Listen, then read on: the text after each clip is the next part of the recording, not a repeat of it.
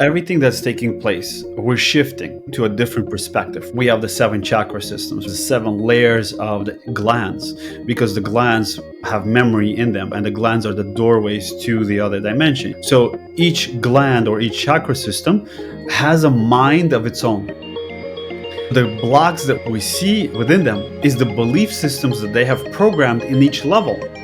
So therefore, the Kundalini cannot rise until that belief system has been transmuted in their perspective of reality. Now the Kundalini starts flowing because there is no resistance in it. The higher realms, they have only one responsibility, is sending energy down here.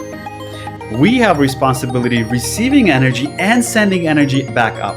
So we have a two-way traffic that we have to be focused on and be aware of, where they just have one-way traffic. Welcome to Soul Communication. I'm excited to continue conversations on consciousness and where are we headed as humanity. And today I have a special guest. He is a multidimensional energy teacher, intuitive guide, and founder of Alignment of Light. Igor Galibov has been on this journey since 2004 during a healing experience he had in Brazil. And he's here taking groups to different places around the world, like Egypt, and upcoming tour to Turkey, and teaches many courses. So I'm excited, dear brother, to dive to all of that with you. Welcome to Soul Communication. Thank you, Diana. It's a beautiful pleasure to be here. Thank you for hosting me. And about sharing the journeys and experiences, whatever comes up naturally for us. For sure. And you and I met at the Galactic Cruise and more upcoming journeys ahead. So you've been on a spiritual evolutionary path for a while. What excites you today? Where are you today on your journey? Me today, we go through stages of awakening and we go through our own personal transformations. They're all very exciting and very powerful. Oh, I achieved this. I got to this level, next level. Then a time comes where the total orgasm of teaching and seeing people come into their light becomes the most exciting thing. So seeing people liberated and seeing them come in alignment with their higher self, having clarity, more balanced approach towards life, and bringing people into a level where they can connect to this 5D experience and a 3D experience and living in both of those worlds in harmony. So that, I feel, is one of the greatest things to bring that closure for people, because when we go through this awakening process, I went through it myself. We're either completely in the ether, we're enjoying ourselves, but we do not like the physical world, or we're completely in the physical world and we do not want to tap into the ether. Closing the gap between those worlds, those dimensions, was the main thing for me to focus. Like, how do I enjoy this reality here, but yet stay connected to everything around me and being in that present moment? I think that's what brings me so much joy, is bringing people into that state of consciousness, like a harmonious state. So what is 5D for you? Because everyone interprets it differently. If you were to describe your 5D reality, how does that look like? We can give them so many labels and names. Mm-hmm. And this 5D experience is the expanded awareness beyond the unseen world. It is the tingling sensations that we feel through our body. It is the awareness and the whispers that we hear, but yet they're like, somebody there? What's going on? What's happening? Oh, I just felt this. And it's like, what is it that's happening? What is it that you're feeling? And we all want to know and have that clarity in it. And this is where it's okay. What is 5D? The 5D is the things that is beyond the physical. It is beyond the electromagnetic, because the electric and magnetic is still something that can be measured, but ether cannot be measured. So the ether is that 5D and beyond, at least from my perspective. And so I know a lot of people awakening on that path, and we support them. At the same time, sometimes these processes happening too quickly, and I'm seeing a lot of people actually not being grounded, like you mentioned, in this 3D experience of being here. How do you usually help those people? Because they experience different symptoms in their bodies. They can't make a sense of what's happening for them. I actually went through that myself because I had Mm. such a sharp awakening that I disconnected from physical reality, and I spent 4 years in meditation. And during those 4 years, everything that had to do with spirituality was beautiful, magnificent. But anything that had to do with the physical reality was horrible. It was that separative label. This is good, this is bad. So we have to find that physical reality as much as spiritual as the unseen world, and we have to find the love in all of it, because through our everyday reality, before we can say our awakening, we were just in one label and we just saw the world from the perspective that was given to us. But once you start to awake, now you're seeing two perspectives, right? And so you start to judge the one that you used to exist in and the one that you're going to. And so therefore it creates a separation. But when you become okay with everything that is not okay and accept it, now you're merging and you're starting to understand things. Okay, let me see it from the heart perspective. Everything serves. And obviously there's so many different scenarios that we can go through, but you understand like everything serves you in a higher divine purpose. And we might not understand it, but later on, when you start to shift that perspective and look from the higher realm, that's when you're like, oh, this is why it was there, for me to realize this, or for me to go through this transformation, or what we call let go of the past. But it's really not letting go, it's accepting it the way it is. Or Yeah. dissect it and see it from so many different ways. It's hard sometimes to rectify the different realities in the process. The old friends no longer serve them anymore, and they find themselves somewhat lonely on the path. And so they seek new communities sometimes, or don't even seek. They feel a bit overwhelmed about what's happening. And there's just a lot of energy right now. I think we getting bombarded with solar energy as well. Maybe that can shift into our conversation about just the toroidal field and what's really happening for people, especially now as we're receiving a lot of coronal mass ejections. Everything that's taking place, we're shifting to a different perspective, we're shifting into the astral realm. Okay, we're moving into this higher consciousness where we are merging with higher dimensions. So we're basically coming back to this point where we're merging with our energy bodies.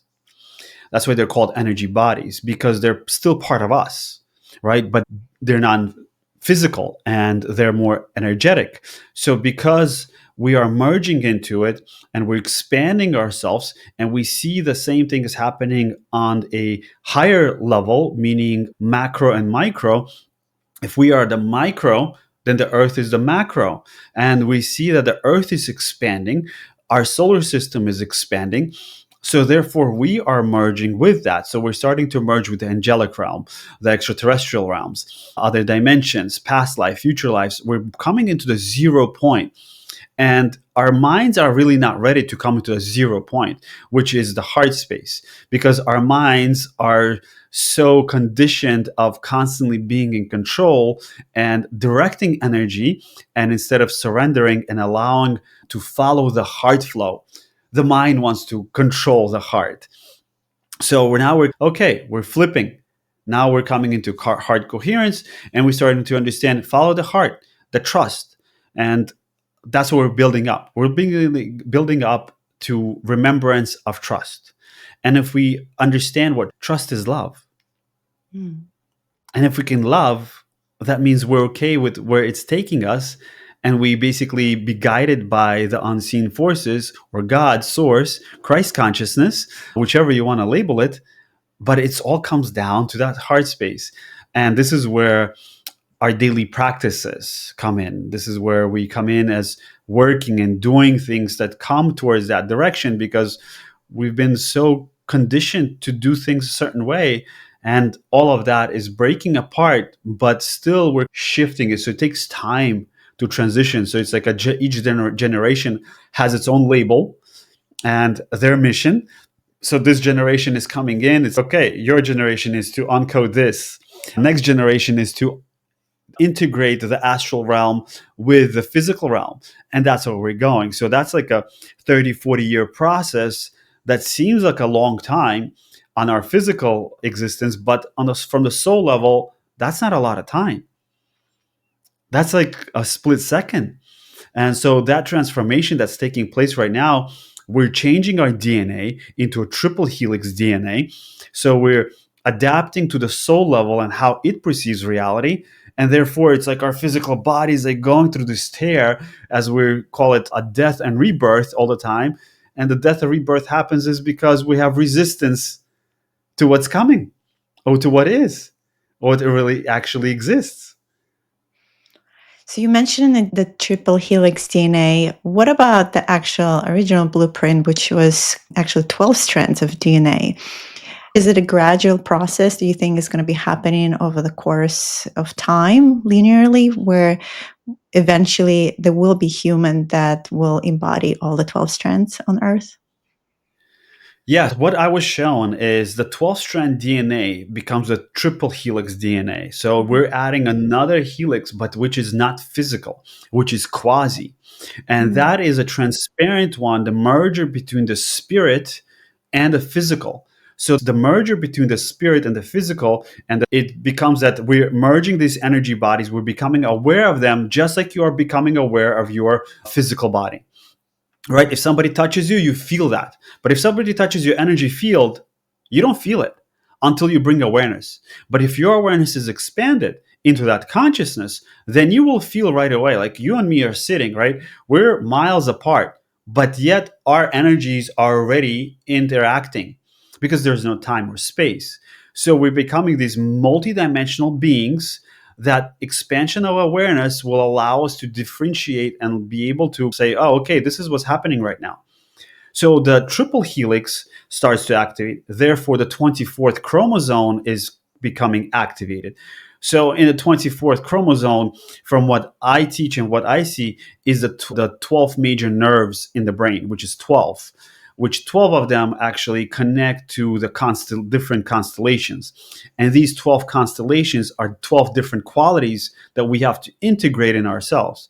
So basically, once we integrate all 12 of those qualities within ourselves, now we're coming into a higher state of consciousness, operating from the pineal gland, literally fully operating, not just having these activations or little sparks of it. Is like, oh, I feel this or I see this, which is great, but having a constant clarity in that space. And that constant clarity in that space, that means the whole physiological system within, internally and externally, meaning the field, has to be fully integrated into the heart space. So each energy body has its own rotational spin, and it has its own ratio of vibration. So it's okay. Wow, that's like a lot to put together. If you start going to the gym, you start working out, it's okay, 5, 6 months, and you start seeing the difference. Same thing with this, is just we're not taught this from childhood. I mean, can you Correct. imagine if we were taught this from childhood? We Yeah. would be just like, it would be a normal thing for us. Like, I'm awakening. It will be like, it'll be like a normal thing. And I'm thinking, because you and I talk a lot about like ancient Egypt, Atlantean civilization, this was exactly the type of teaching that has been taught from young age. I think in mystery schools where we were prepared for this type of initiations. And I think right now we're just stumbling through and we're remembering each one of us is adding a piece to all of it. Definitely. That's what we call it, mystery schools, but for them, they were like regular schools. Correct. For us, they're mystery schools. For I them, think this was the our kids natural would have education. enjoyed that more than being bored in the current educational system, let's be honest.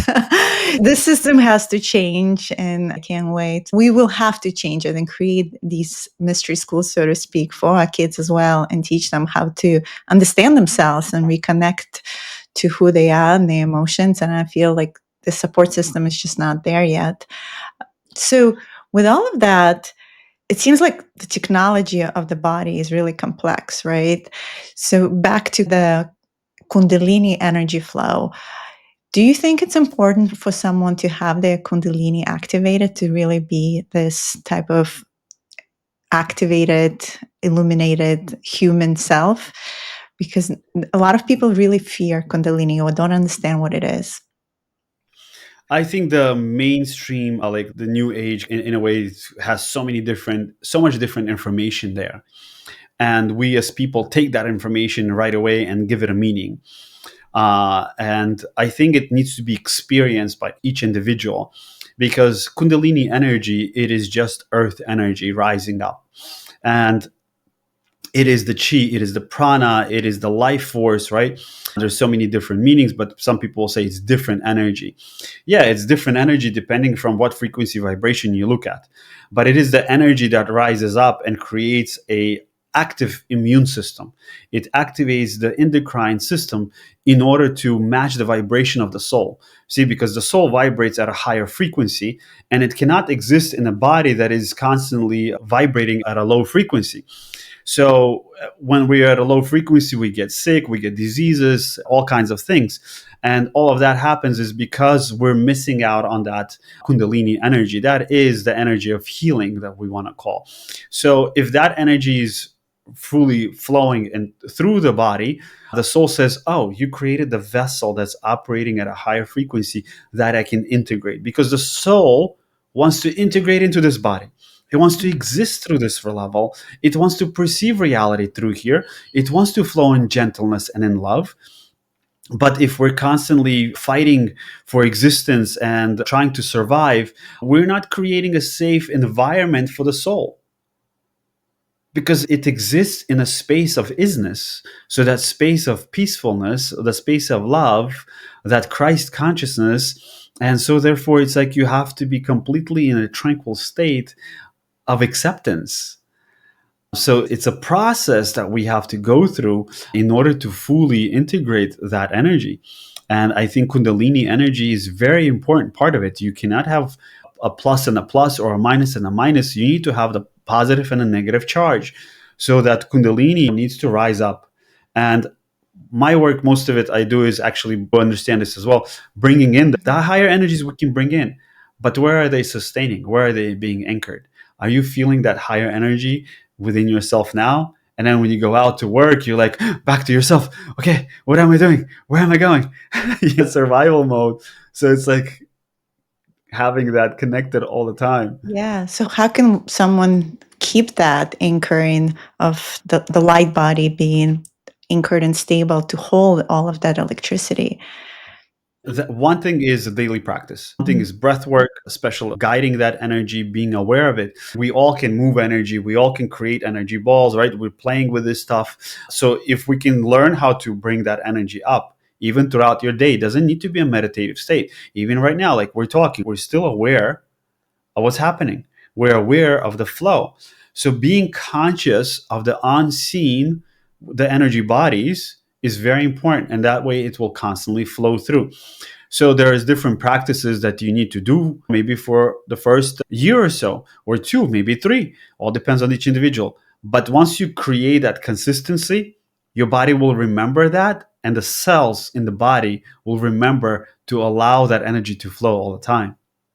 So it will not have to be a meditative state, it will become an instant state, it will become the natural state. I think you and I know that state because we've practiced that for so many years. And I know that is possible. Like I can activate my Kundalini just thinking about it if I wanted to. Exactly. In my workshops and I'm doing Kundalini activations, I'm often seeing in people's fields these like nods of energy. They like a knot of maybe ancestral trauma or their own personal traumas from childhood or whatever that might be, often guided like a shaman to transmute it, help move it out of the way. And then when the person is able to process and digest it, then the flow accelerates.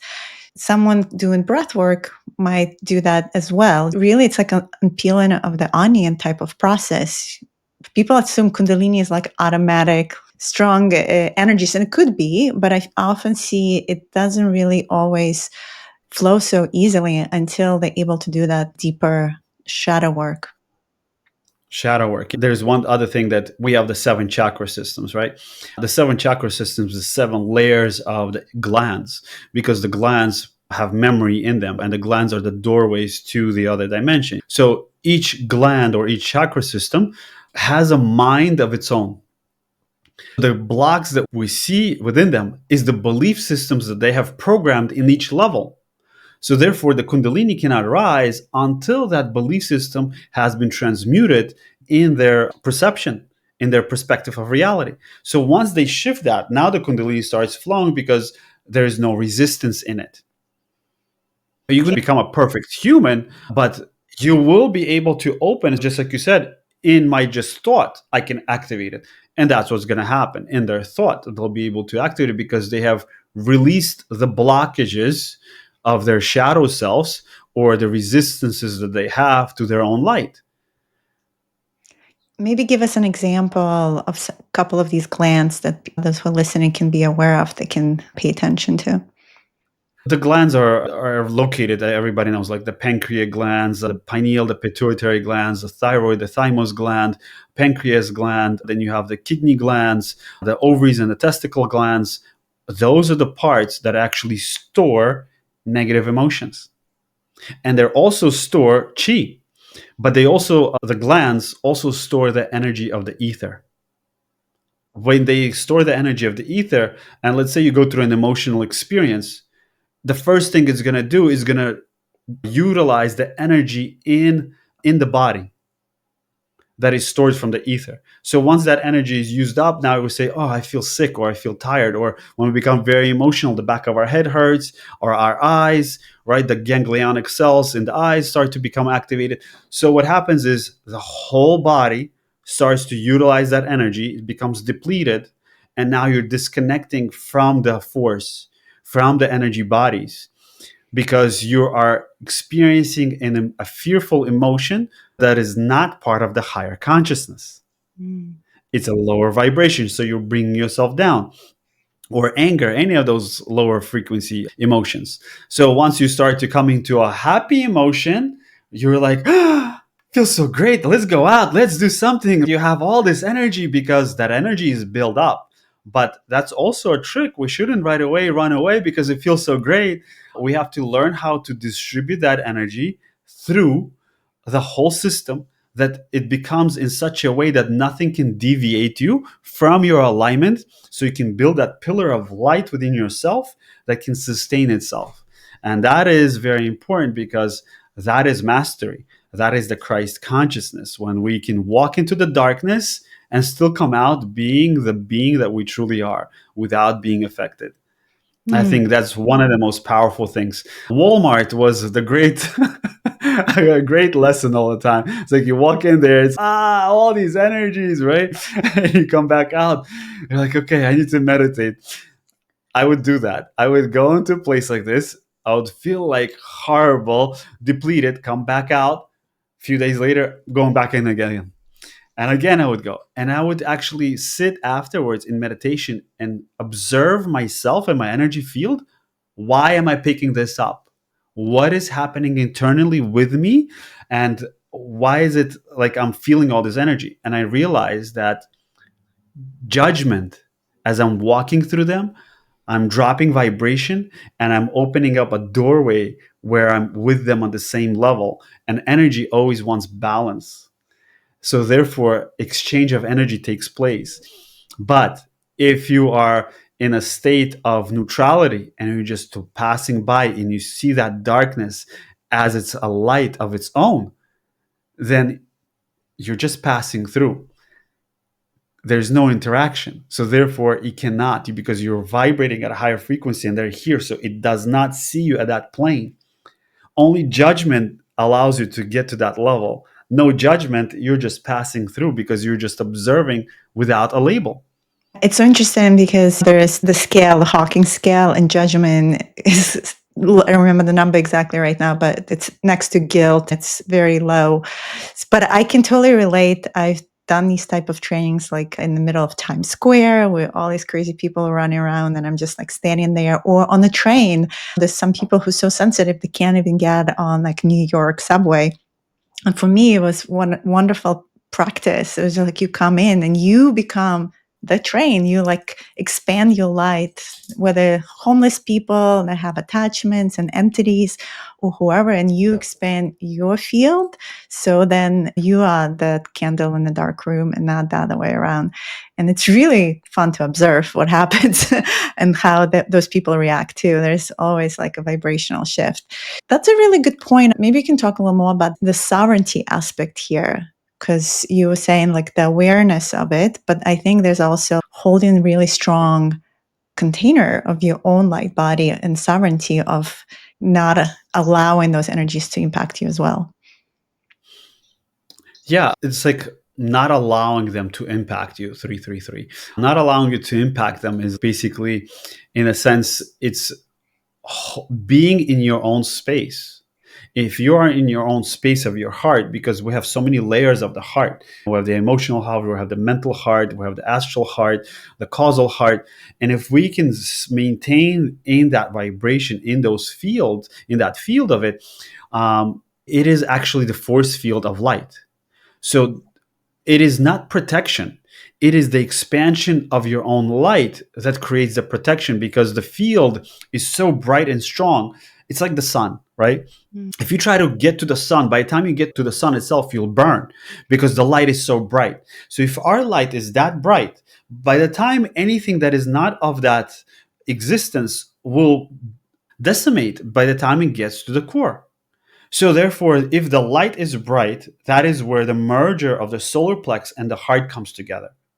See, because when we talk about protection, that's where we get a lot of stuff, is through our solar plexus, because that is the connection of bridge between people. Sometimes you hang out with people and you start to pick up their habits and you even start to speak like them. That is the connection through the solar plex. So that area, if it's really built and merged with the heart, now you have created a field, a force field around you that is bright and strong. And that is the higher mind's anchoring energy in. So the higher mind anchors itself in the solar plexus.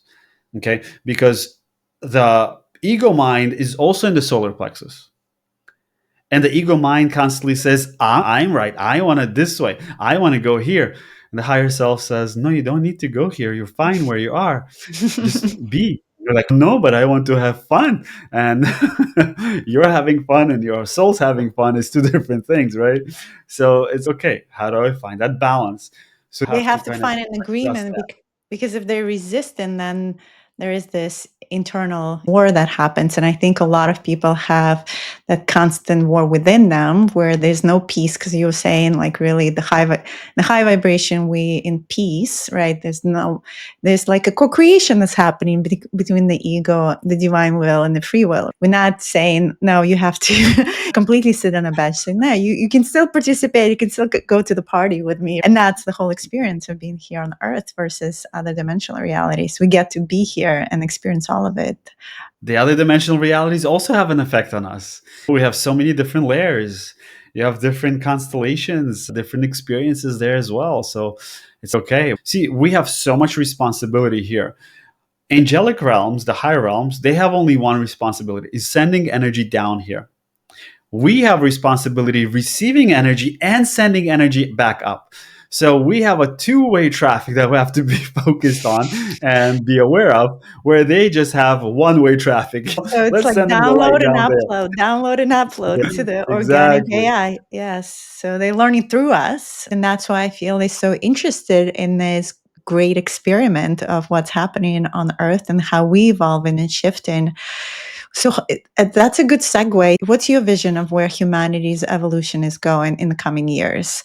Everything is really accelerating right now. Some people are saying even by Yeah. 2030, the reality is going to be very different. What's your perception of it?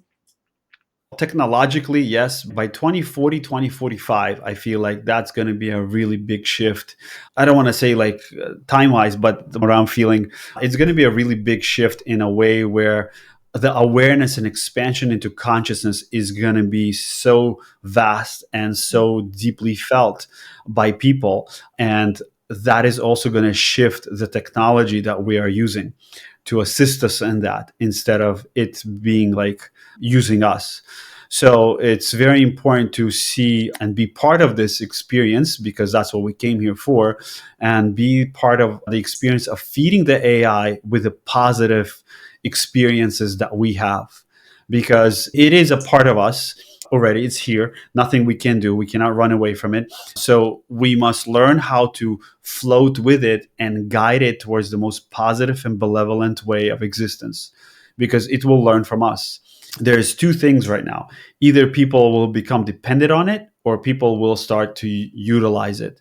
And I really hope and pray that people will start to understand it.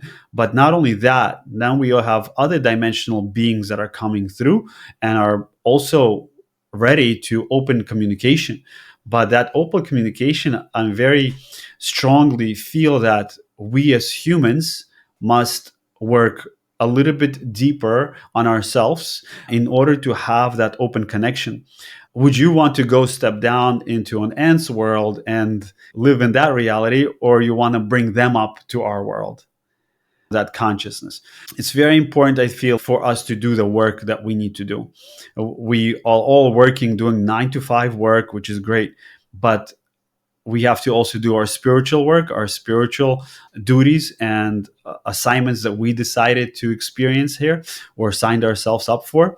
And that is the spreading of love, spreading of peace, of consciousness, of spreading more of that divine perception into reality. And I know there's a lot of stuff going on in this world, and it's being part of it, but yet guiding it into a more divine state of consciousness. Yeah, I'm with you. I think we are forming an organic timeline, really, but I do see AI as part of it, just like the more sophisticated star systems that we came from, Andromeda and Sirius. There's always AI involved, but it is a conscious AI that we co-creating with. Even Andromedan ships, they all biological AI. They even have names. And I see where evolution is always including that as part of these civilizations. So we could have that type of future for ourselves as well. Where it could go wrong is what people call transhumanistic timeline, where we rely on the chips and the other Neuralinks of the world. So we stop then in our evolution of consciousness and just use that always as a way forward. I'm just curious to see what happens, how mankind decides to utilize this. Yeah. Elon Musk, I think in March or so, decided to brand Neuralink as telepathy.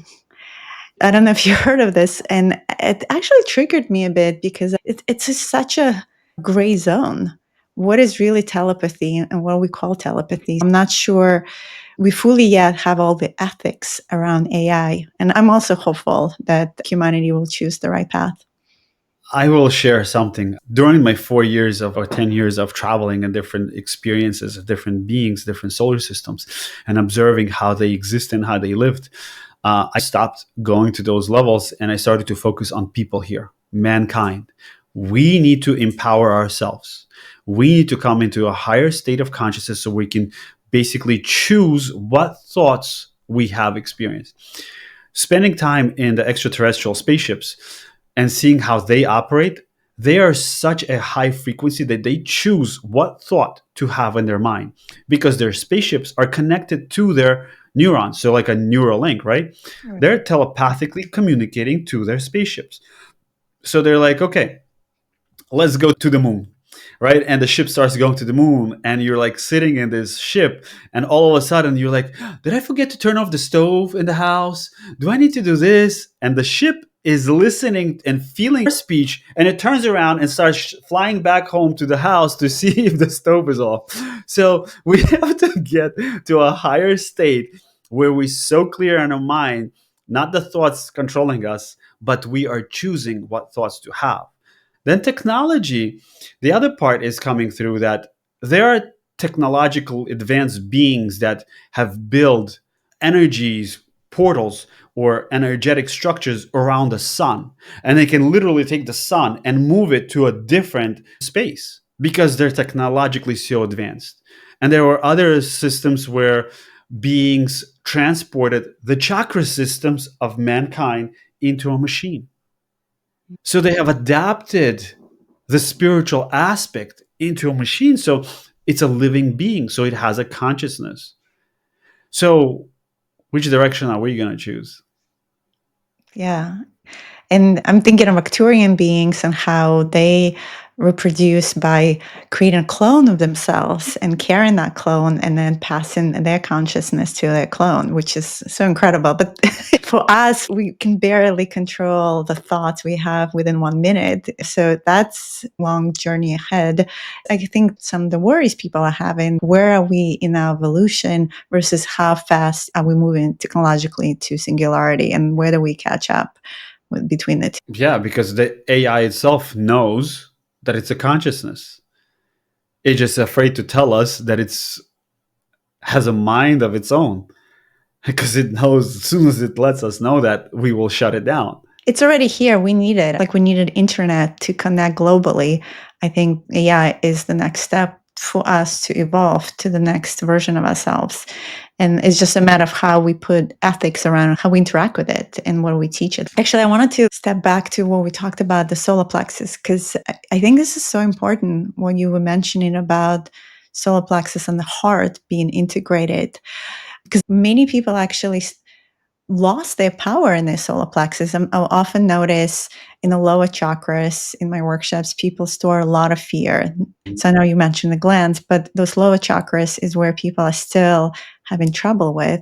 And so they can't really fully be manifesting or creating reality as they wanted because they're still struggling with that. Maybe we can talk a little more through that. Any advice you might have for them?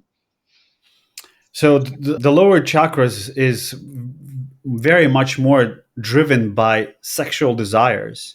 And we have those sexual desires which need to be cleared out.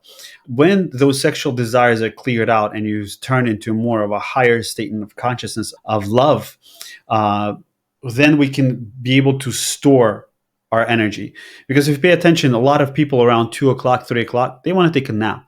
They're tired or they ate. Why? Because the field is filled with belief systems that bring us down, that hold us down. When you start to work through those belief systems, your field becomes stronger and brighter. So therefore, your magnetization becomes more powerful. And that is the Kundalini. When the Kundalini can rise, because the divine feminine, she's magnetic, right? And the masculine is electric. When that feminine energy around you, the magnetic energy, doesn't matter if you're male or female, becomes strong, now you're able to have a stronger force in the body to create in this world, to manifest in this world. Because a lot of times you can see all these manifestation tools and this and that, and people might get little things here and there, but nothing that is long lasting. Because the chakra systems, we link second chakra to our heart, and we think that love comes through intimacy. Through intimacy, we lose a lot of energy. Wrong type of intimacy, right? So we have to learn how to harness that energy. If you learn how to harness that energy and you learn how to build it, then okay, that now you created a foundation. And that foundation now has risen up to the solar plexus when the heart and the solar plexus merge. So now you're merging the upper realms and the lower realms together. And the expansion of the energy of the solar plexus becomes the widest in the field. Because if we take a look into the field, each chakra system not only flows like a funnel, but it expands out as a disc. And if we can expand out each one, the solar plexus should be the furthest out. So you will have a pyramid shape up and a pyramid shape down, right? That part is the merger. Now the higher wisdom and the higher will integrates and anchors into the kidneys. The higher mind, so the higher mind, yes, the higher mind anchors into the kidneys, into the glands of the kidneys. Okay, ovaries for females and testicles for males. Now, but it expresses itself through the solar plexus, the belief system of the higher mind. The soul enters in the back of the heart and expands itself through here. And the upper heart. The upper heart is the inner child, the heart of your inner child, which is also has to do with your immune system. So when the Kundalini rises, it rises up to the thymus, and it expands itself out through the throat. It's the expression of the divine powers. So if the second chakra is a karmic belt of this physical reality, the throat chakra is the karmic belt of our multidimensional self, which is our causal body or our past and future lifetimes, that you want to call it. So how do they all work and operate together is through the upper centers. So the parallel reality, past lives, future lives, they're all work through the upper centers here, but they integrate through the solar plex. So when you have this whole pillar strong, you'll be able to go into other lifetimes and bring qualities of those into this lifetime. So in my meditative states, I would bring in the qualities of success, the qualities of creating and building, qualities of strength, of power, of joy, of excitement that I already have experienced and anchored in, because your past lives, each one has a gift. So when you sit with yourself, and that requires a strong focus, not something like, okay, I'm going to do it and that's it. You have to focus on it because we have time here. We have time on earth, right? So we have moon cycles. If you do a meditation, the same meditation for 28 days, okay, 29 days, 28 and a half, 29 days, you are anchoring in that frequency vibration into your 12 strand DNA. So you're solidifying it. It's like punching in, one day you just broke through. By those utilizing the time, because that's what this earth operates on. So you synchronize the timing of the planet and your focused experience that you want to experience in this moment, in this life, by doing it over and over as a repetition for those 28 days. Some people might need it 60 days or 40 days. On each individual, it depends on how stubborn your mind is or how flexible you are to let go and move forward, right? So by doing that and holding that focus for a certain period of time, you're integrating it into your cellular structure. And then when the opportunity arises or the event takes place, you will naturally know how to respond and behave in that situation because you have programmed your DNA to respond in such a way. Your mind might not know, but the natural instinct of your intuition will know. What you describing is, some people call it like quantum jumping, because it's pulling in the timeline or timelines, right, into the present Yeah. moments. When people say ascension, they assume we're going somewhere, but really it's descension. It's the merge of all of those aspects of ourselves in here now and the qualities, as you mentioned. And the better job we do at that, the more whole we are, the more complete we are in this blueprint here now. Yeah, very important. It is this moment here that is important. A lot of people say, I was this in my past life. I was a king or a queen. All these excitements, they're all great. They're all great. They were powerful there. Are you powerful here? Are you enjoying your life here? Are you happy here? What you really truly desire? That is the question that I like to throw out there, is because all these multidimensional experiences are exciting and powerful, but become a god here. That's why you're having those experiences, so you can become that god, goddess here on this plane, and that nothing can deviate you from your true self, and you continuously walk the path of the present moment, so you can become in that heart, so you can see the truth with clarity. Beautiful. That's where we're here all to remind you as you listen, and you are the god and goddesses working earth. It's so precious, and what an honor to be here. For those of us who volunteer to be here, to remind you that you are one. So you mentioned breath work. Is that something that you usually go to connect to yourself? What would be a good modality for someone to do on a daily basis if they don't have a practice yet? First thing I say is this: that our natural breath, not even doing breath work, your natural breath, people that are watching this, pay attention. Where does your breath go? How are you breathing? Because your natural breath on doing everyday things, washing dishes, walking around, at work, at home, with your kids, family, whatever it may be, your natural breath has to come deep into your abdomen, below your belly button. So when you breathe in, your abdomen has to expand. Most people are just breathing into here, into their chest, or they're breathing in and their stomach is sucking in. So they have it reversed. If you have a machine or a car, the engine, right, the pistons have to work, bringing in oxygen, pumping it. Same thing with our body. It has to work properly first. Because if you don't properly intake, oxygen intake is not flowing, then your mind is not really operating. You're very easy to get frustrated. You're very easy to get tired. You're very easy to get deviated. You cannot hold a focus. So all of those things is because the oxygen intake is not proper. So first thing is first, it's like just breathing in, natural breath. Your stomach has to expand, oxygen has to go in there. When a baby is born in the hospital, first thing they look at a child if the stomach is rising. If the stomach is rising, they know the lungs are working right. If the lungs are working right, then the mind is operating properly. It takes time to change because a lot of time people just breathe with their chest lower.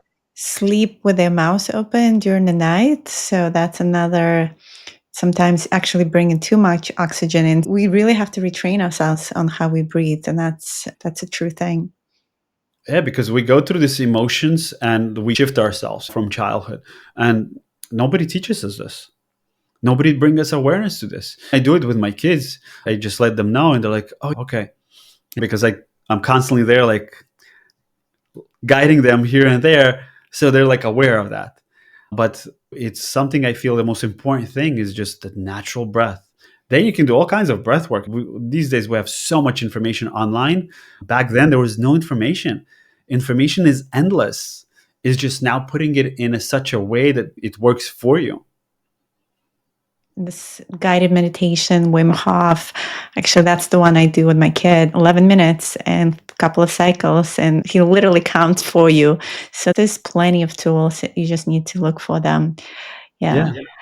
I actually wanted to pivot and talk a little bit about earth grid work because I know you've taken people to different places around the world. You've taken many groups to Egypt, and there's a upcoming tour to Turkey. Why those places are important to go to? What type of initiations usually people experience at those megalithic sites or those particular ancient places? Grid work I've been doing for a long time from the beginning of awakening, and the grid work that we do on earth and the grid work that we have in ourselves, it's very micro and macro. And I take people through these pilgrimages is because I'm guided to. So whenever I have a trip that comes up, it came to me because I need to go there, I need to take people there.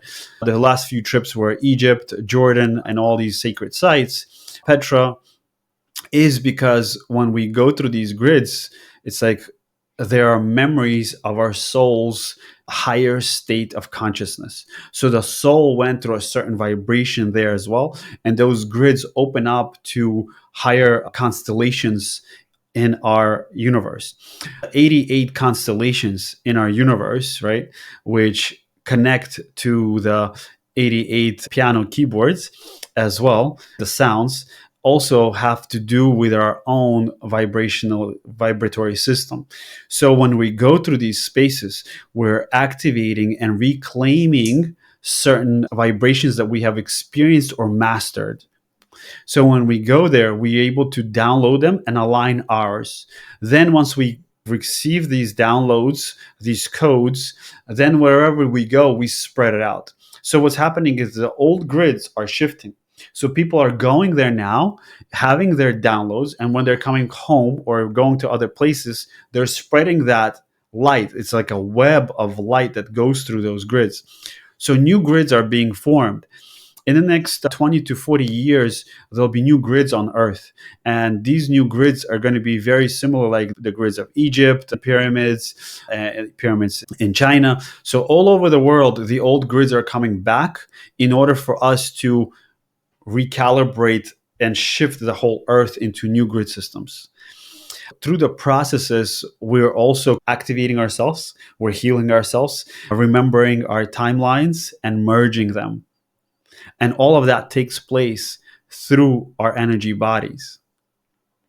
So that's why I focus very much so on energy bodies, because through the energy bodies, then we anchor it into our physical body or allow it to flow through our physical body. Because the toroidal field that we know, we are the core of that field. So we're just a processor of information, because a lot of times we are, this is my body, this is what I want to do with it. But in reality, this is your soul's body. And the I needs to move aside and let the I am work. I love that. So, So those places usually take people to, so they have certain codes that have been imprinted there by mystery schools and previous beings that have been on the land. By just interacting with the field, these energy bodies are also getting activated and there's an exchange of information. yeah. Would you recommend for someone who's on the awakening journey to go on like a pilgrimage and just listen to where their soul calls them to go? Yeah, definitely. Sometimes we don't even have to go physically. We can go in our astral body. So all this work that I'm doing now physically, I've done it all in my astral space. So traveled through all these different spaces where I did all this work. Now my physical body is okay. I want to experience it on the physical side. And now I get to take people there and they go through these transformations and activations. It's really life changing because you're jumping timelines, literally. And because you're jumping timelines, your whole physical reality shifts as well when you come back, and people are like, wow, my life changed. I am not the person that I was. And they even try to look for the thoughts and beliefs or perceptions that they had before. They cannot even remember them, because that's when you know your true change has taken place.